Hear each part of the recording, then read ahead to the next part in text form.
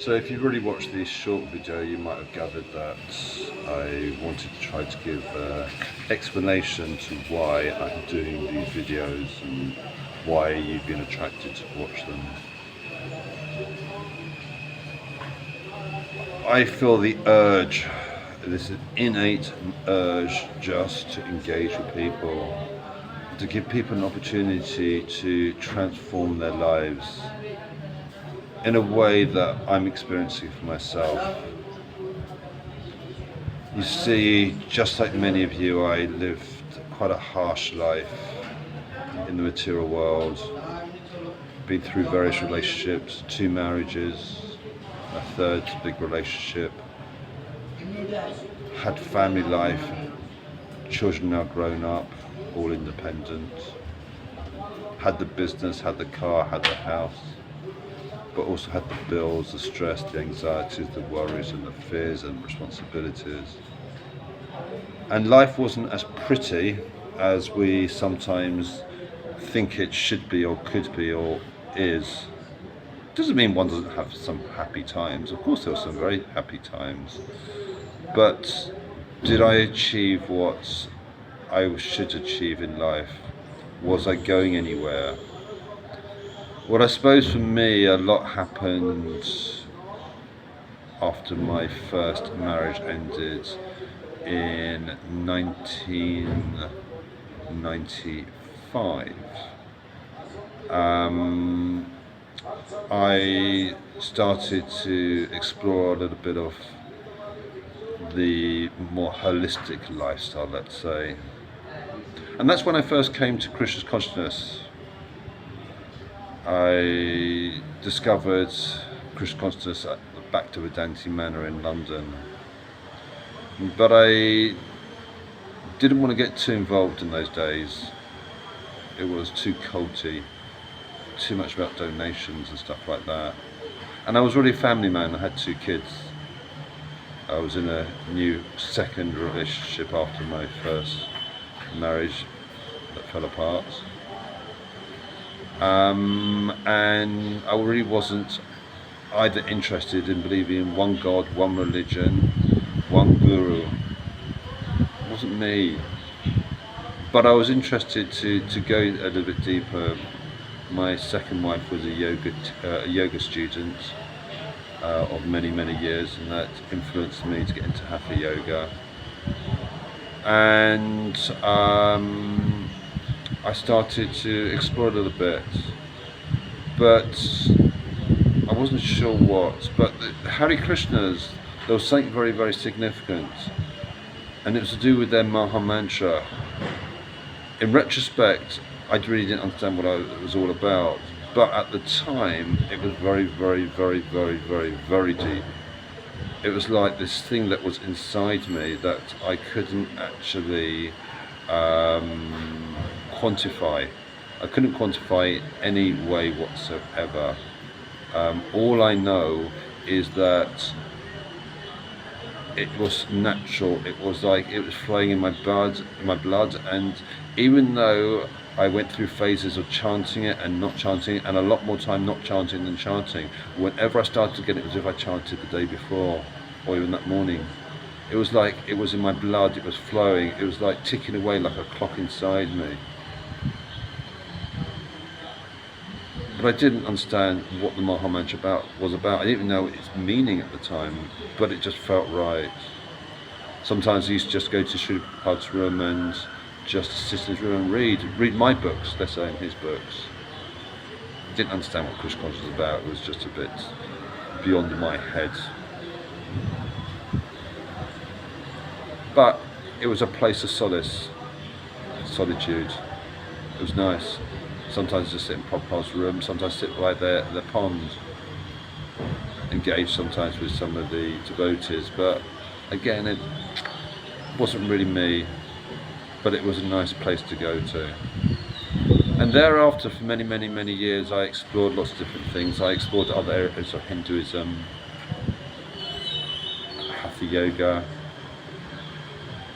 other areas of yoga as well. Not Vipassana, vinyasa yoga and ashtanga yoga a little bit. Iyengar.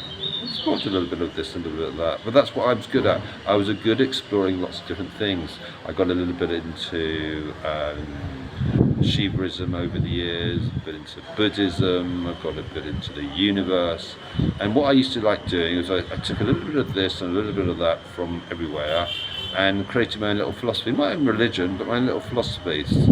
So that felt right. So I took the, I suppose what I was saying, I took the good stuff from here and there and put it all together. But when I reflect back over the years, and we're talking about 30 years now, I didn't really get anywhere. I got these tranquil moments, but it wasn't progressive. It wasn't anything that developed. There wasn't a bigger picture. It was just getting by in time in those moments of time, which is fine. But my life, in family life, was always tough. Working, paying bills, anxieties, worries, fears, responsibilities, ridiculous hours, 6 days a week. And what for? Just to pay the bills and look after everyone. But was I getting the quality of life? Was I getting the quality of life which actually said this has a value? No. I did have some lovely times, some beautiful times with the family and the children, etc. There's no question about that. But as an individual, as a person, did I actually achieve something over my life? I'm now 57 years old, and I only now realised that actually something is happening, and that's when a few life changes happened. So to just give you a brief summary, I had a 10-year relationship with my first wife, had 2 beautiful daughters from her. The relationship ended. She didn't understand what it meant to be committed to one man. Second relationship was a 22-year-old relationship and marriage. I had a son, lovely son, from that relationship. But again, that relationship ended. My second wife also wasn't too sure what it was to be just committed to one man. And I was just turning 50, and my brother, who's 2 years younger than me, was just retiring. And I'm thinking, what's going on in my life? I've now got an end of a second marriage. My wife wanted some independence, and I said thank you. I shipped myself off to Ibiza, not to the party island, but to the same island, but into the forest, into the mountains, or the hills, they're not mountains, and lived in a half cave, half timber frame building of 300 years old on the edge of a big hill. And I started to go a bit deeper. Got myself into a relationship with a younger woman, and unfortunately that became very toxic, and I got addicted to the relationship, and she got addicted to the relationship, and eventually I had to run away. I had gone travelling with her around the world, Europe, India. Lived a very simple life, living either in the van, which was a small little Renault van, Renault Clio.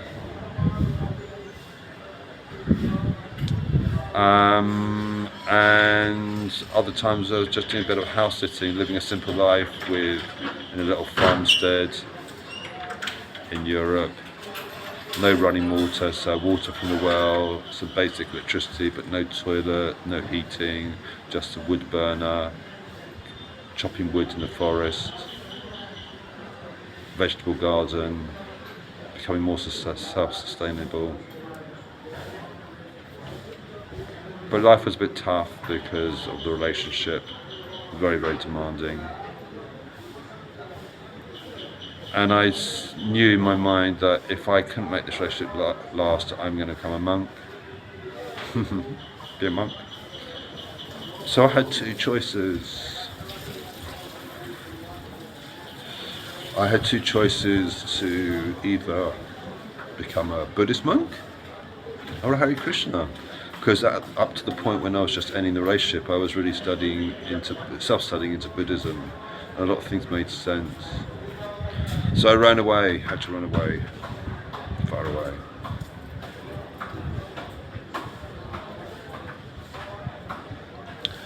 And I ended up going back to London to seek some solace. And I decided that, yes, I'm going to become a monk. So which route to go? And I thought I'd let my feet do the walking, and my feet started taking me out of my mother's home. She was away at the time. I left with my bags, and I hit the road. I didn't get very far. All of a sudden, my feet didn't want to walk any further. I suppose one of the reasons why I started walking was I knew that my ex was chasing after me. So I just wanted to get out of my mother's home before she arrived. And then I took solace for 24 hours in someone else's empty flat. And then in the morning I gained some clarity, some rest and clarity. And again my feet started walking, and before I knew it I was at the Bhaktivedanta Manor. I went to speak to one of the resident monks with an open heart, an open mind, open emotions. He listened to me. I said that I had nowhere else to go and I wanted to come here, and would they allow me to be a monk here? Ironically, they resisted. The management really resisted. I've realised in retrospect one of the reasons why they resisted was my age. I was 54 at the time, and they don't like necessarily taking older monks because it's easier to mould younger monks in their theory.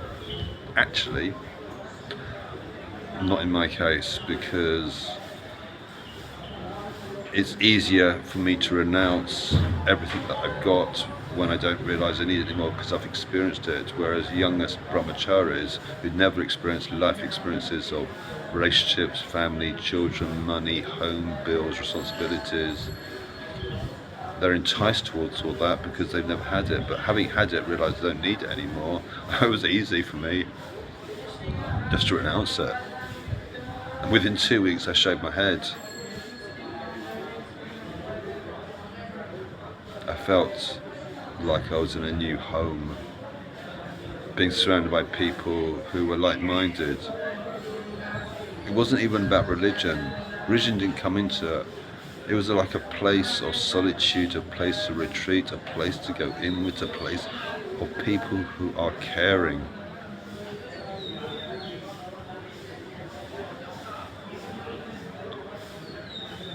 So I did a couple of short courses, which aren't my thing doing courses, but I said I need to do a course to stay there. But I didn't really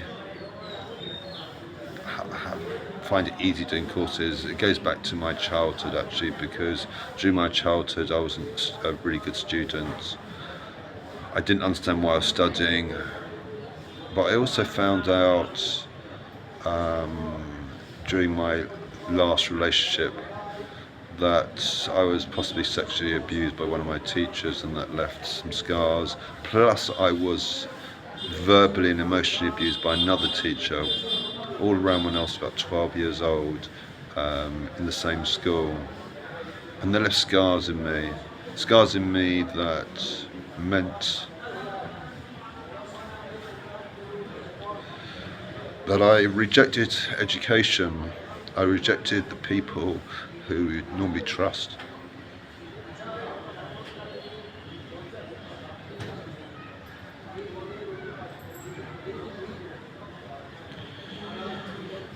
and I became the daydreamer, the one who was always looking out the window. But I also had this thing that, why should I study subjects that I don't think I'm ever going to use? When am I going to use algebra? Pythagoras' theory? Why do I need to know about the Battle of Hastings?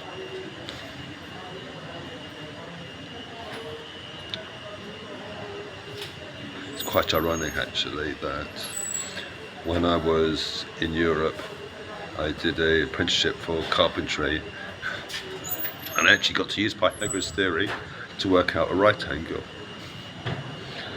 And I remembered it. I remember the theory all those years, and now I put it into practice some 40 years later. So eventually they let me stay in the ashram, the Bhakta ashram in Bhaktivedanta Manor when I started this course. And I started to feel very much at home. Chanting, chanting, chanting. Not much reading. I'm not a reader. I'm not a reader at all then. I've become more reader now. So it's all about the Maha Mantra, chanting, chanting, and it got deeper and deeper. Chanting, doing Kirtan, doing Harinam, dancing, dancing. On Saturday nights going up to Soho and doing Harinam. And that was my first point of engagement. When we go up to Harinam, up to Soho to do Harinam, we go around the streets, chanting, dancing, playing all the instruments.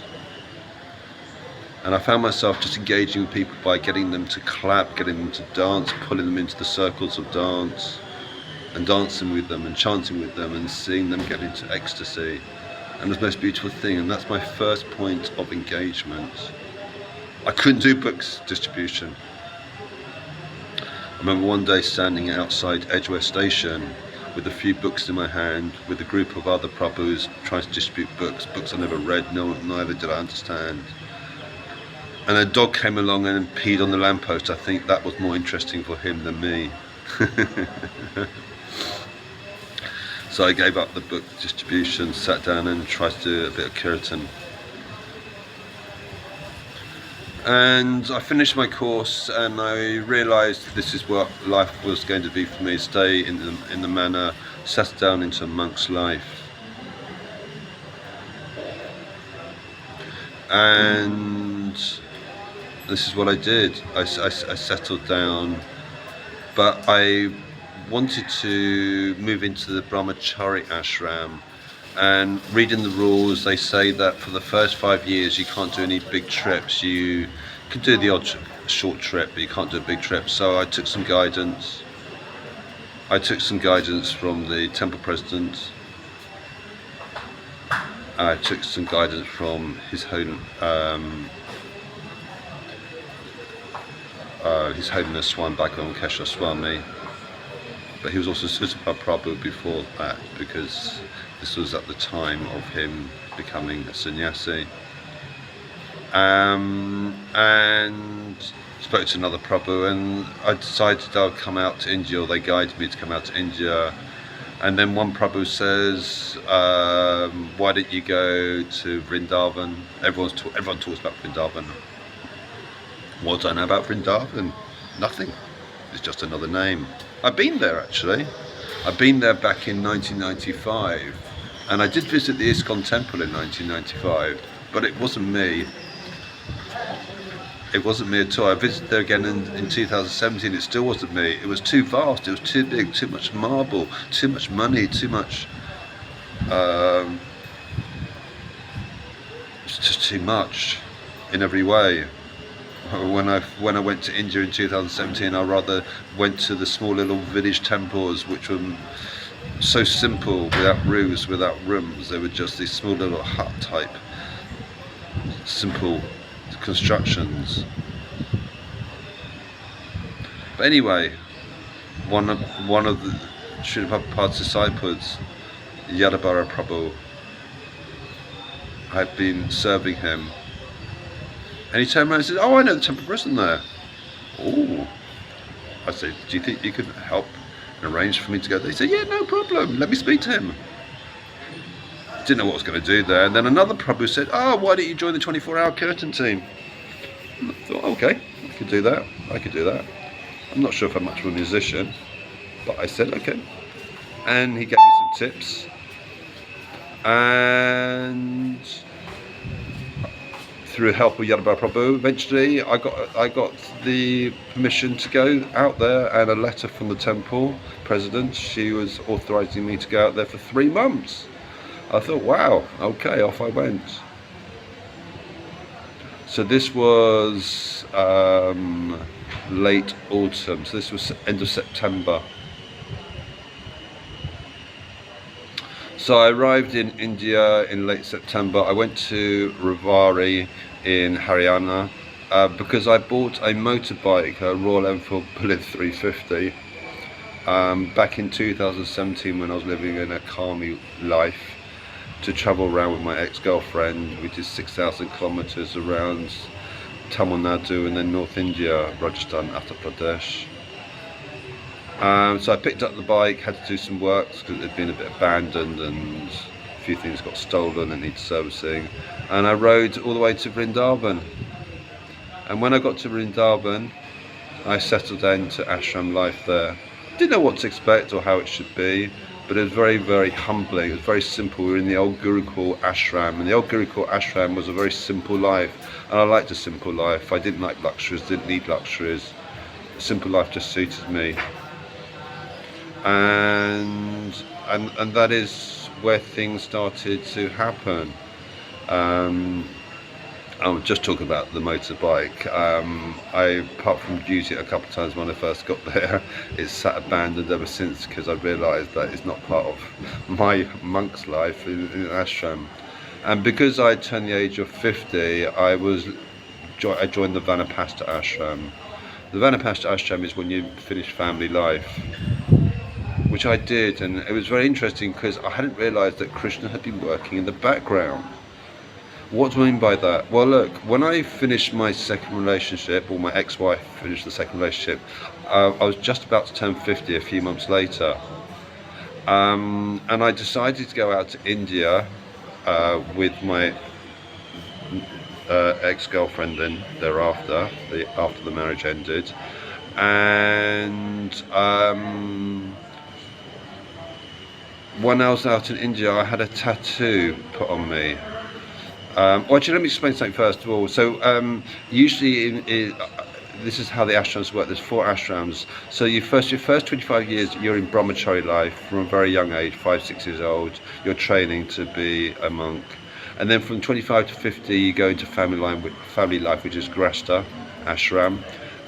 Bring up your children. Then at the age of 50 you retire from family life and you go into the forest, or the equivalent of a forest.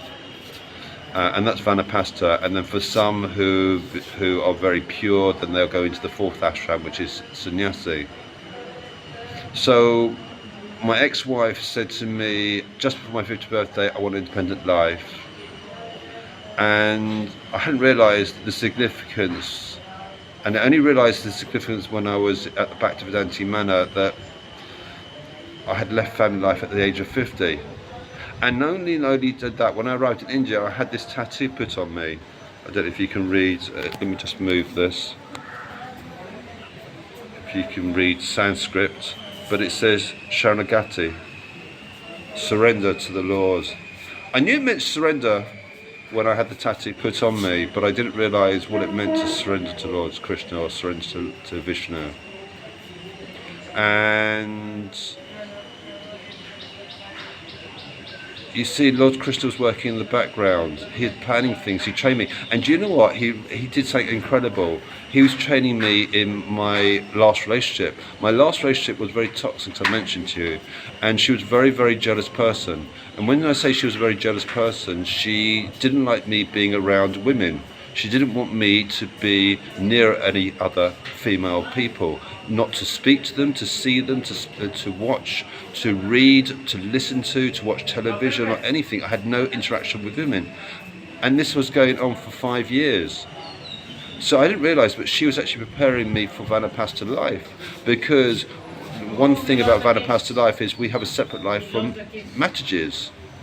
And therefore, when I became a Vanapasta monk, it was quite incredible, because as a Vanapasta monk, I didn't find it difficult not to engage with women or to desire women. You see, I decided that by becoming a monk, that I was going to become celibate. And becoming celibate meant not having any thoughts, feelings, desires at all for women. And that just flowed freely, because I'd done 37 years worth of serious relationships. I didn't need another woman in my life. All I needed was Lord Kṛṣṇa. And it's beautiful. So beautiful. So I moved to India. I was meant to stay here for 3 months, and then His Holiness Swami Bhagavan Kṛṣṇa Swami, who instructed me to come out here, he came out to India, and he gave me instructions to stay. He gave me instructions to stay. He felt that this was where I should be, and he's been giving me instructions ever since to stay here and stay here and stay here. And I'm still here by Krishna's arrangements. He wanted me to be here, he needed me to be here. And he doesn't need me to be here, but he made arrangements for me to be here. So I've been in Vrindavan now for 2.5 years. I've never been outside of Vrindavan apart from some medical reasons and to pick up a bicycle. Every time I tried to do a pilgrimage somewhere else, Lord Kṛṣṇa stopped me, and then Swami Bhagavan Kṛṣṇa Swami gave me instructions a while back that I should go to Mayapur to stick the darshan of Lord Chaitanya. Again, I couldn't get out here. Kṛṣṇa kept on changing the plans, and eventually it happened. 2.5 years down the line, not too late, but this is how Kṛṣṇa works. So now I'm here in Mayapur, just been here for a few days. I know this is a brief summary, but so I'm here now. I'm trying to see what it means to take darshan with Lord Chaitanya. If you're following these short videos, you'll realise what is happening, the realisations, the reflections, if you like, bulb moments. And I hope my engagement with you is just giving an idea of that it's good to understand that there is more to life than what we have, what we've enjoyed, what we feel we need. Sometimes we go through a lot of stresses and anxieties and worries and fears in life, but there is more to life. There's a lot more to life, and it's very beautiful. And I can only say, thanks to Lord Kṛṣṇa, Lord Chaitanya, that I'm starting to realise that there's more of a purpose in life. A lot of purpose in life than just looking after oneself, about me, I need this, I need that. And this is why I like to engage in people, to help other people to understand. And this is what I was doing in Vrindavan, ISKCON Vrindavan, before I came to Mayapur. What I was doing was I was engaging through campus preaching with people, having conversations, talking about their issues, their challenges. It was more of a question and answer session, and it helped people to understand how Lord Kṛṣṇa works in the background. It's not about, okay, I need to study, I need to do this course, I've got to do it this way and that way. No. He teaches us some very simple things. Surrender. Surrender to the Lord, not just through religion, but through a compassionate entity that just wants to help us. He teaches us, he causes shifts to take place. You don't have to be religious. You don't have to believe in a God that's almighty. Whatever you feel is something that he will show you based on who you are as an individual. There's no master plan. In fact, what I was doing when I was in this campus preaching, I set up a channel, and it's called Lord Kṛṣṇa's University of Life and Love. And there's no syllabus that suits everyone. It's like Lord Kṛṣṇa gives everyone an individual syllabus to study themselves, to discover how can I become a better version of myself? How can I have a quality life that has more meaning, more purpose? How can I be more caring in society? How can I be more loving, more beautiful to other people? To be less selfish, to be less anxious in life, less frustrated, less challenged.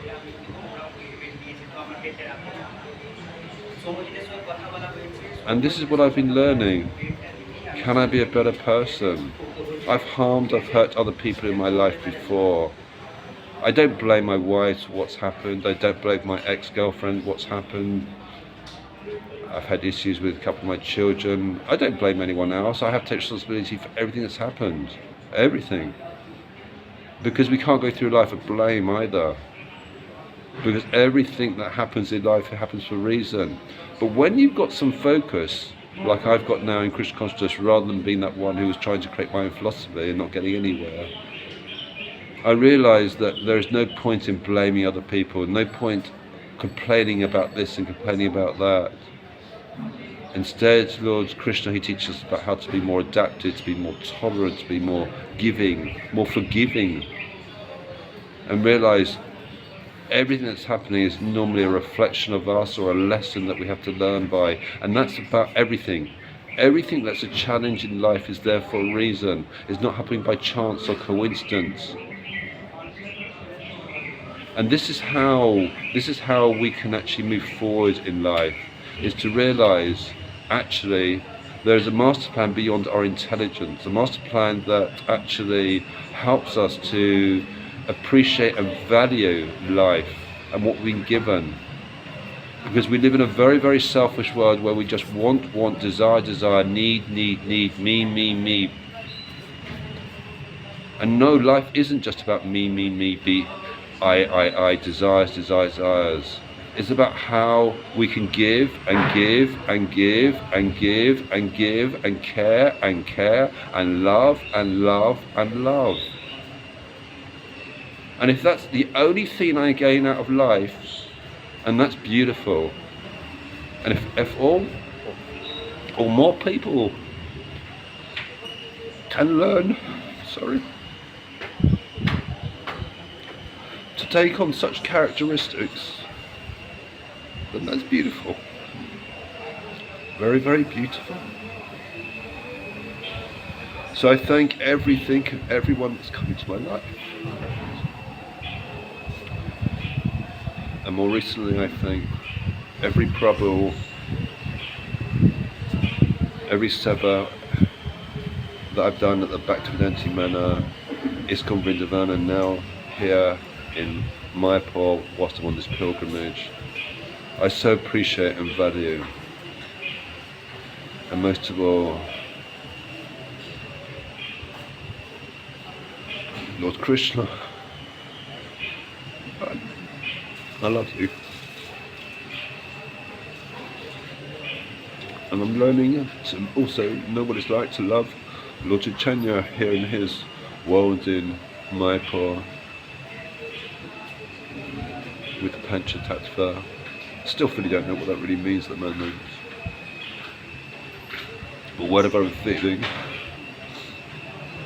comes deep from the heart. So I thank you. I thank you all. I thank you for listening and watching, and I hope that what I say can be some inspiration. All that I speak is not even my words, it's all the Lord's words. I'm just his representative. But if you don't know what it means to believe in a God or a Lord, doesn't matter, then treat it as just my words. And words from someone who just wants to help others, who wants to uplift us. We're all fallen souls, we're all contaminated, living in this material world, and it ain't getting any easier. But there is this solitude, and the solitude just go deeper and deeper and deeper, and discover more about what the meaning of life is. Hare Kṛṣṇa, Krishna Krishna, Hare Hare, Hare Rama, Rama Rama, Hare Hare.